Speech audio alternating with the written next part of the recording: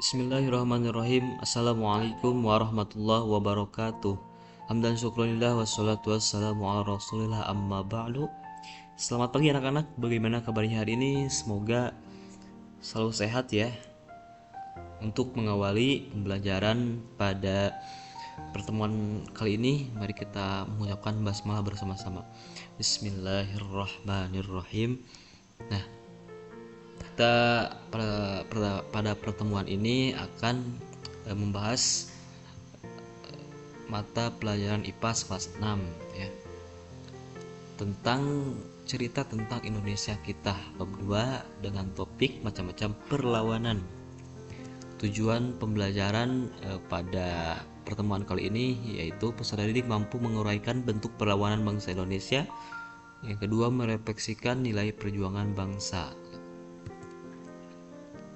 Nah, peperangan merupakan gitu ya, salah satu cara gitu ya, yang ditempuh, yang diusahakan bangsa Indonesia untuk terbebas dari penjajah gitu ya. Perang yang terjadi di Indonesia untuk melawan penjajah ini terjadi hampir semua wilayah gitu ya, semua pulau. Misalnya perang Maluku, perang Diponegoro, perang Padri, perang Banjarmasin, perang Aceh, dan masih banyak lagi lainnya. Peperangan ini juga dilakukan rakyat Indonesia pasti tidak terlepas dari sosok pemimpin dan tokoh yang hebat, yang pemberani gitu ya, untuk menjadi pemimpin gitu ya, yang melawan kekejaman penjajah gitu. Nah, salah satu contoh yang pertama yaitu Perang Jawa. Ini merupakan perjuangan Pangeran Diponegoro. Memasuki abad ke-19, keadaan di Jawa khususnya di Surakarta dan Yogyakarta semakin memperhatikan karena ada intervensi pemerintah Belanda yang melahirkan konflik baru di lingkungan kekerajaan ya, di mana mereka berani memasukkan atau memunculkan budaya barat yang tidak sesuai dengan budaya Nusantara ya, seperti minum-minuman keras gitu. Sehingga Pangeran Diponegoro sangat marah gitu ya, dan menyatakan perang gitu.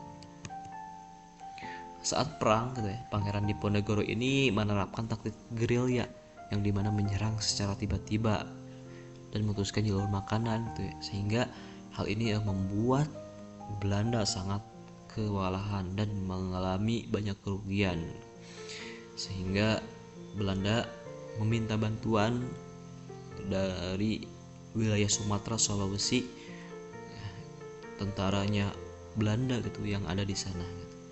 Selain itu, Jenderal Belanda juga menerapkan strategi baru yang dikenal dengan benteng Stelsel.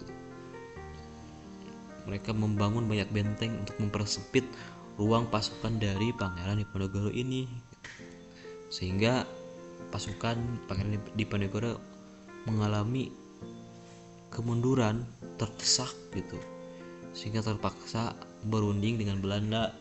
Namun Belanda berbuat licik saat perundingan itu, anak-anak gitu ya. Jadi sehingga akhirnya Pangeran Diponegoro diasingkan ke Makassar, Sulawesi Selatan sampai meninggal pada tahun 1855. Namun Pangeran Diponegoro atau dikenal dengan Perang Jawa ini dimasukkan ke dalam The Great War oleh orang-orang Eropa.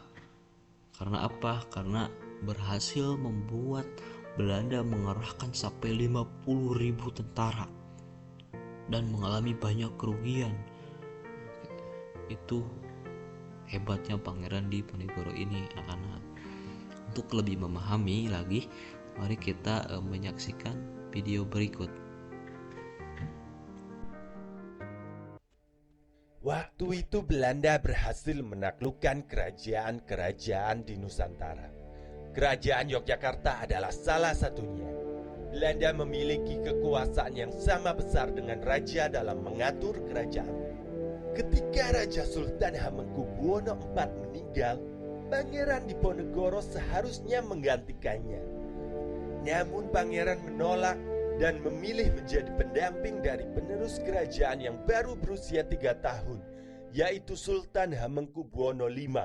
Belanda merasa jika penerus baru tersebut akan sulit dipengaruhi, sehingga mereka menjadikan Patih Danurejo yang lebih mudah dipengaruhi agar memiliki kekuasaan yang jauh lebih besar dibanding raja dalam mengatur kerajaan.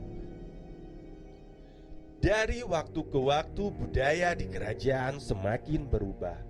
Belanda banyak memberikan pengaruh kebudayaan barat dalam kerajaan.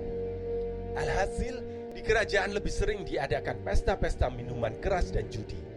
Pangeran Diponegoro yang berusaha menentang perubahan tersebut menjadi musuh dari banyak punggawa kerajaan. Karena lingkungan kerajaan yang sudah tak sebaik yang dulu, Pangeran Diponegoro memutuskan untuk menenangkan diri ke tempat kediaman keluarganya yang lain di Tegalrejo.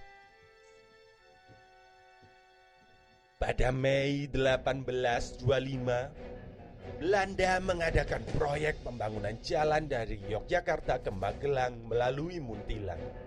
Namun Belanda membelokkan arah jalannya melewati Tegalrejo. Jalan tersebut melewati pemakaman leluhur Pangeran Diponegoro. Hal ini membuat Pangeran Diponegoro marah dan mengumumkan perlawanan terhadap Belanda. Belanda merasakan ancaman dari Pangeran Diponegoro, sehingga mereka melakukan penyerangan ke kediaman beliau di Tegalrejo. Hal ini mendesak Pangeran untuk mengungsi ke Gua Selarong. Di Gua Selarong, Pangeran mulai mengumpulkan banyak pengikut dan menjadikan gua tersebut sebagai benteng pertahanan perlawanan terhadap Belanda. Kiai Mojo dan Pangeran Mangkubumi pun ikut dalam perlawanan tersebut. Pangeran mulai bergerilya. Pasukan Pangeran juga menyusup ke dalam pemukiman untuk mencari informasi tentang Belanda. Informasi inilah yang nantinya akan menjadi landasan untuk strategi perang besar melawan Belanda. Setelah persiapan selesai, Pangeran Diponegoro mulai memimpin penyerangan besar-besaran ke benteng Belanda. Masyarakat pribumi dipimpin oleh Pangeran Diponegoro, dan di sisi lain pasukan Belanda yang dipimpin oleh Jenderal de Kock. Perang inilah yang kemudian dikenal sebagai Perang Diponegoro.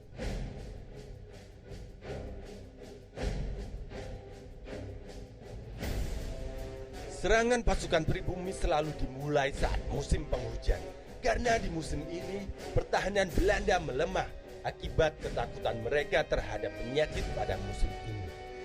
Pasukan pribumi pun mulai bisa mendesak Belanda dan memaksa mereka untuk mundur. Belanda pun tidak menyerah begitu saja. Mereka menarik pasukan mereka dari seluruh Nusantara untuk membantu peperangan di Jawa ini. Jumlah pasukan Belanda pun meningkat drastis dan diikuti persenjataan yang jauh lebih canggih. Pasukan pribumi pun mulai banyak yang berguguran. Ribuan nyawa harus melayang untuk menghadapi serangan dari pasukan Belanda. Pada tahun 1829, Kiai Mojo ditangkap oleh Belanda dan kemudian disusul oleh Pangeran Mangkubumi serta panglima utamanya Ali Basah Sentot Prawirodirjo. Tahun 1830, Pangeran Diponegoro yang sudah tidak tahan lagi melihat pasukannya dibantai memaksanya untuk berunding dengan Belanda dan menghentikan perang. Sebagai ganti keselamatan pasukannya, Pangeran Diponegoro harus rela diasingkan ke Manado. Beliau kemudian dipindahkan ke Makassar dan meninggal di Benteng Rotterdam pada 8 Januari 1855.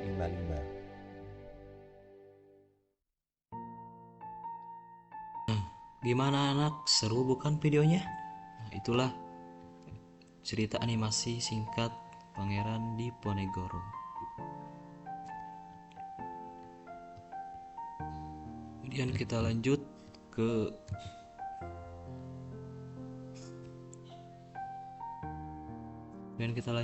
ke Perang Padri, yang dimana ini perjuangan Tuanku Ipam Bonjol di wilayah Sumatera.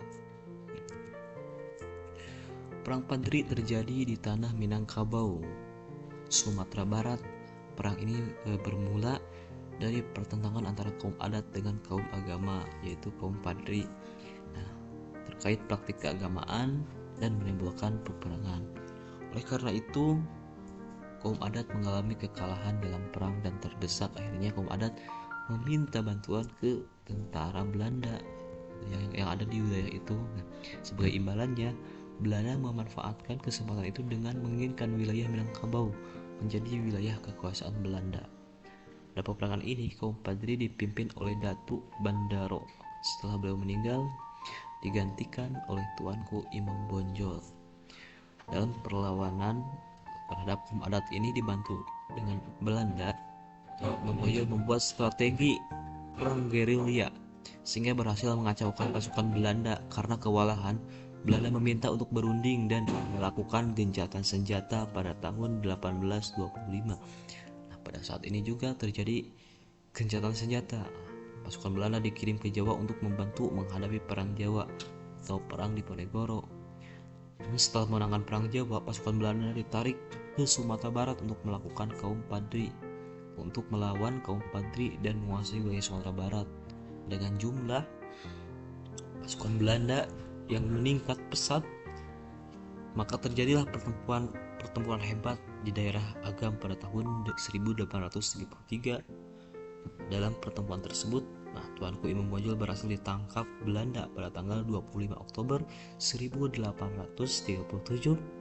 Kemudian Tuanku Imam Bonjol diasingkan ke Cianjur, kemudian dipindahkan ke Ambon, dan terakhir dipindahkan ke Manado.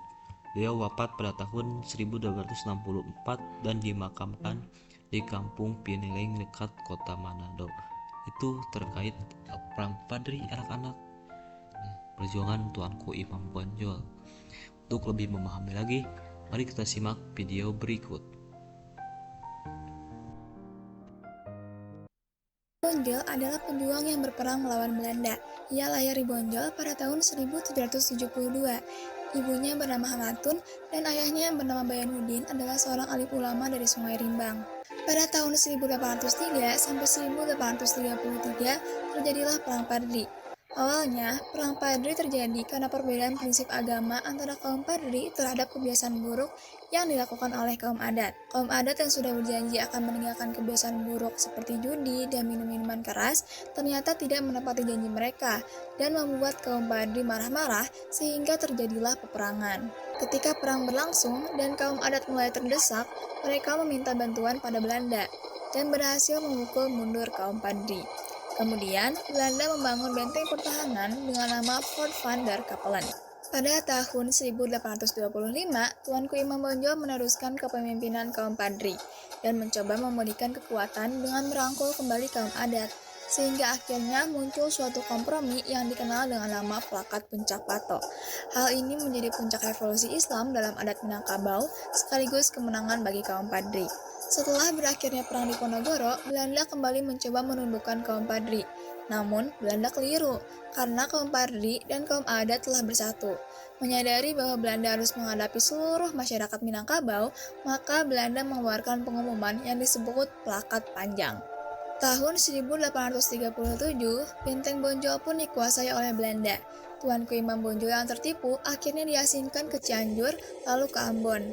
Namun, Perang Padri masih berlanjut dengan dipimpin oleh Tuanku Tambusai. Tahun 1841, Tuanku Imam Bonjol dipindahkan lagi ke Minahasa bersama Sultan Saidi, Abdul Wahid, dan Baginda Tan Labi. Imam Bonjol pun dipindahkan lagi ke desa Kombi, lalu dipindahkan lagi ke desa Lota, hingga harus hidup jauh dari pengikutnya. Tuanku Imam Bonjol yang merasa sengsara akhirnya wafat pada 6 November tahun 1864 di umurnya yang ke-92 tahun. Tanggal 6 November 1973, Tuanku Imam Bonjol diangkat sebagai pahlawan nasional Indonesia. Selain itu, nama Tuanku Imam Bonjol juga hadir sebagai nama jalan, nama stadion, nama universitas, bahkan pada lembaran Rp5.000 keluaran Bank Indonesia. Inilah pahlawan kita, Tuanku Imam Bonjol, seorang pahlawan nasional Indonesia yang berjasa, seorang pemimpin agama yang bersifat gagah berani membela kebenaran, bertekad kuat, dan pantang menyerah. Hal ini patut ditiru oleh masyarakat Indonesia. Itulah animasi singkat terkait Tuanku Imam Bonjol dan Perang Padri. Kemudian masa pergerakan nasional. Pada masa awal pergerakan ini lahir sebuah organisasi-organisasi pergerakan seperti Budi Utomo, Syarikat Dagang Islam, Muhammadiyah, dan Indische Partij. Selanjutnya, organisasi pergerakan berkembang pada masa awal radikal yang menghasilkan organisasi seperti Perhimpunan Indonesia, Partai Komunis Indonesia, dan selanjutnya gitu ya. Nah, masa moderat dengan bersedia bekerja sama dengan pemerintah Hindia Belanda, beberapa organisasi yang berhaluan moderat antara lain Partindo, Gabungan Politik Indonesia, Majelis Islam A'la Indonesia, Persatuan Pemuda Kristen, Persatuan Pemuda Katolik, dan masih banyak organisasi lainnya. Itulah organisasi pada masa pergerakan nasional. Sehingga dari organisasi-organisasi ini muncullah Sumpah Pemuda.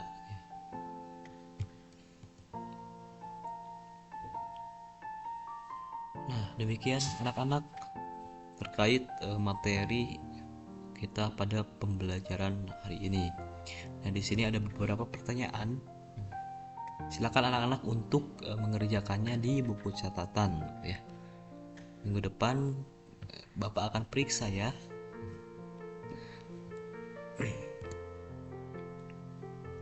Nah, demikian keseluruhan proses pembelajaran pada hari ini terkait perlawanan